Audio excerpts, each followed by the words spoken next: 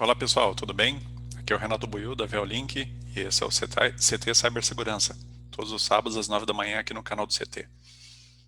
Será que um hacker pode afetar fisicamente a sua vida?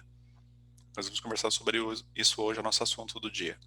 Mas, antes de continuar, eu queria pedir para vocês se inscreverem aí no canal, ativar as notificações, todas as notificações para receber as novidades que tem no canal do CT, que tem muita informação bacana aí de segurança, tanto física quanto virtual.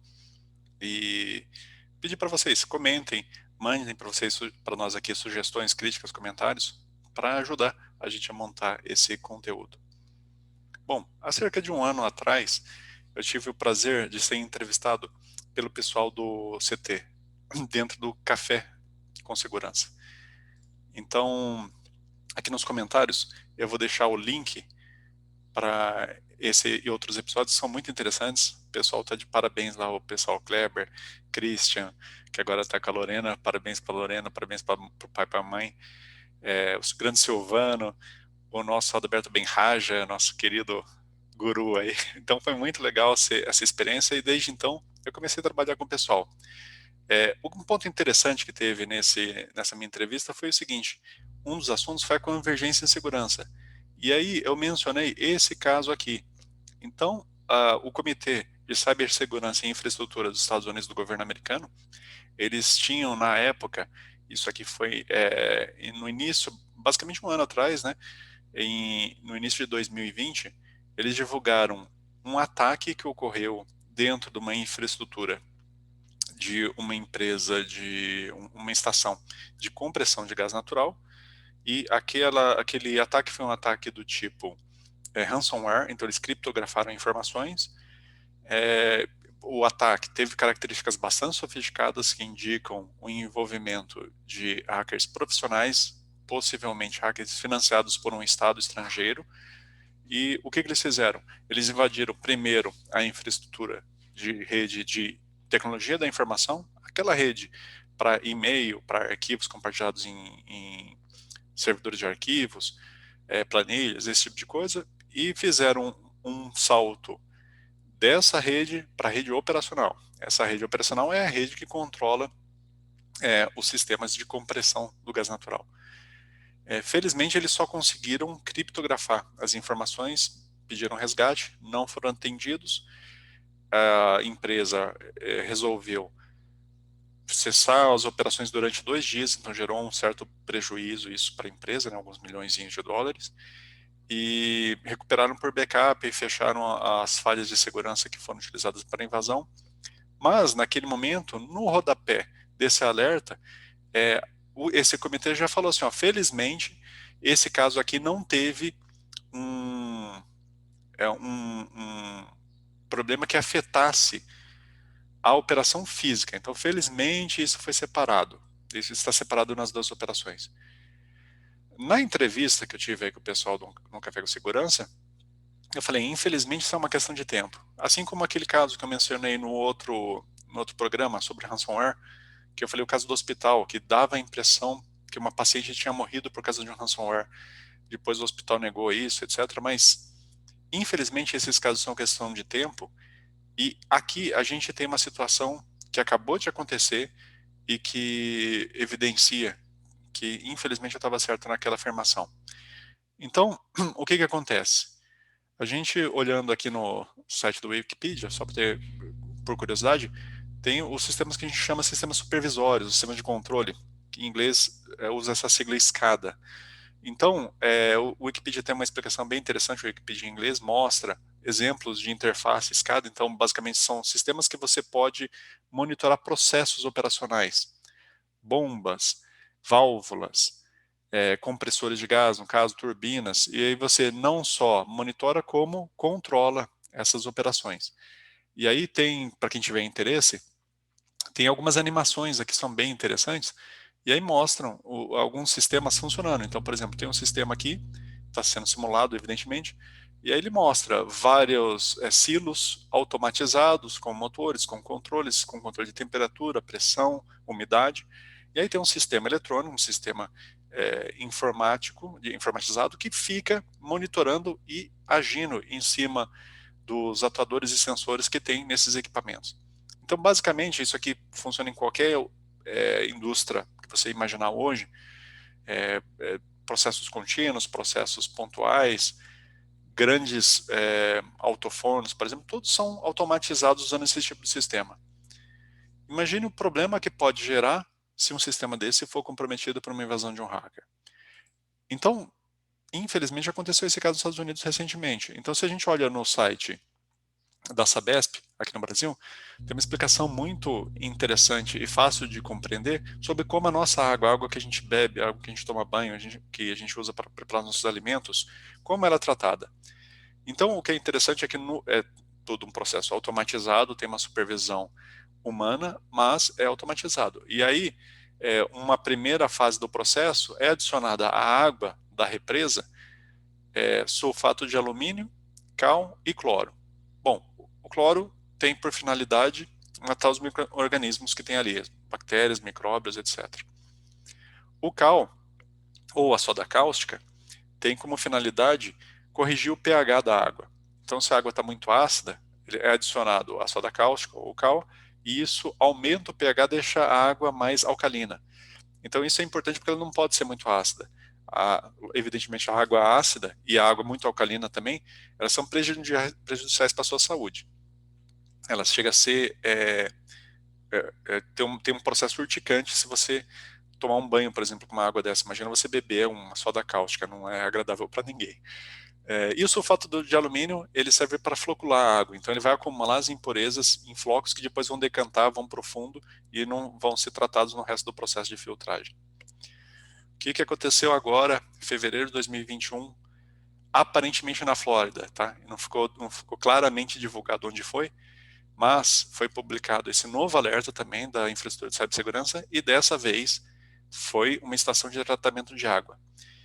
Nesse caso aqui, os hackers, os invasores, não fizeram um ransomware, eles simplesmente foram direto ao sistema supervisório e agora conseguiram agir no processo que que adiciona a água em tratamento a soda cáustica, né? E fizeram, que é o chamado, o termo químico é hidróxido de sódio, então eles adicionaram uma quantidade excessiva de soda cáustica à água remotamente através de um ataque cibernético, e essa água que estava com propriedades inadequadas para consumo, inadequadas para tratamento, poderia ter sido levada até o sistema de distribuição de água público. Então imagina que terrível você abrir a sua torneira e aí vai beber um copo d'água e sai uma água alcalina, uma soda. Isso, se você bebe, certamente geraria problemas para a sua saúde. Felizmente, os trabalhadores dessa estação de tratamento detectaram isso através dos processos de segurança de processo. Então, aqui eu não estou falando mais cibernético, o cibernético já falhou. A rede de operação foi invadida e o hacker fez uma ação que só pode ser classificada como terrorismo. Então, ele fez essa adição da soda cáustica em excesso na água, mas os funcionários, os trabalhadores dessa estação de tratamento, através das medições manuais, através dos processos de observação, perceberam que a água estava alcalina demais e corrigiram diminuíram o pH, deixaram a água mais ácida, deixaram ela mais neutra, adicionando um ácido.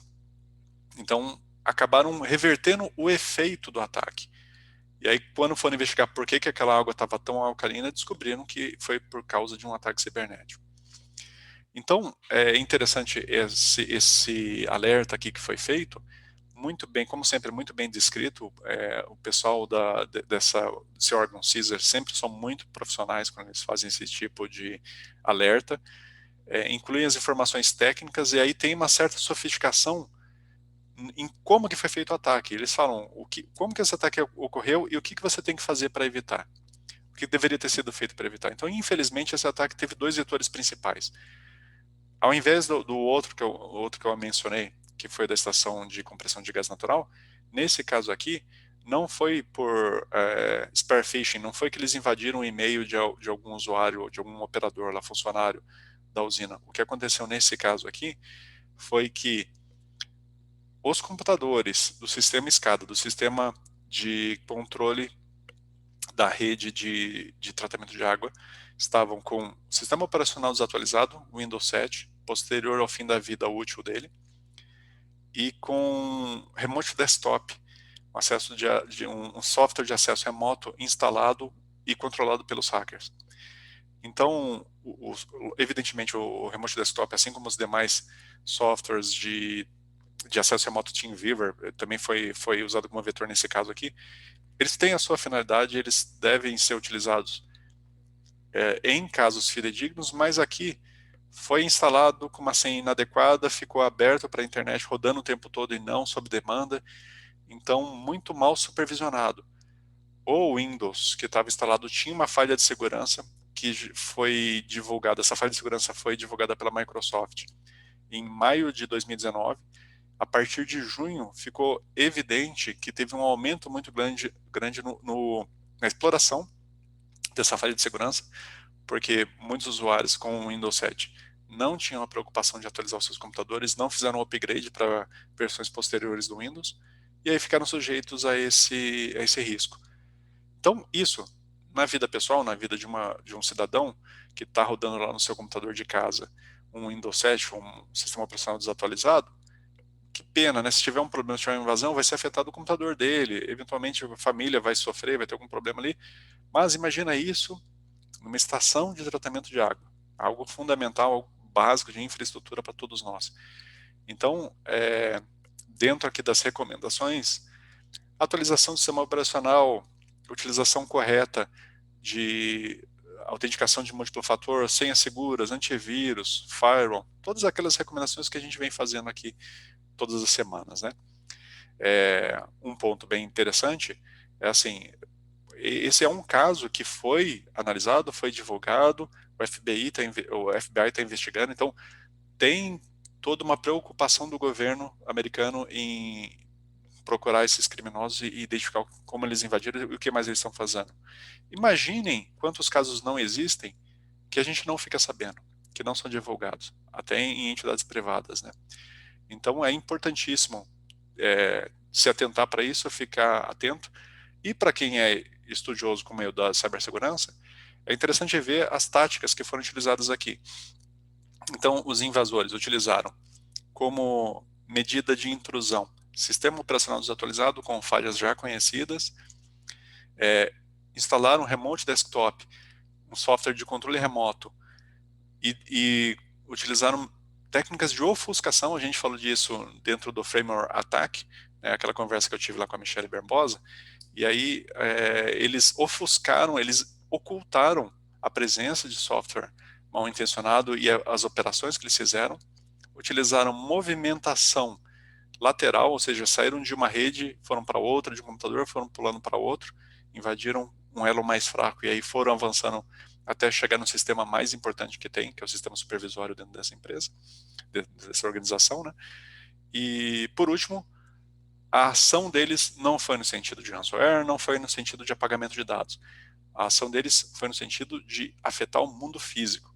Foi de fazer o disparo de um processo que colocou dentro da água um produto químico indevidamente, numa quantidade indevida. Então é assim, o mundo que a gente vive é um mundo que tem essa sinergia forte do virtual com o físico. Nos dois mundos a gente tem que se preocupar com a segurança, é por isso que o canal do CT tem toda essa informação muito importante, muito legal aí de estudar, a gente aprender e se cuidar. Bom, esse é o conteúdo do dia hoje. Agradeço a todos vocês aí pela audiência, pelo carinho, pelas mensagens que têm me enviado. Fiquem à vontade para criticar, para sugerir, para enviar novos temas, dúvidas, etc. E fiquem em segurança, até a próxima.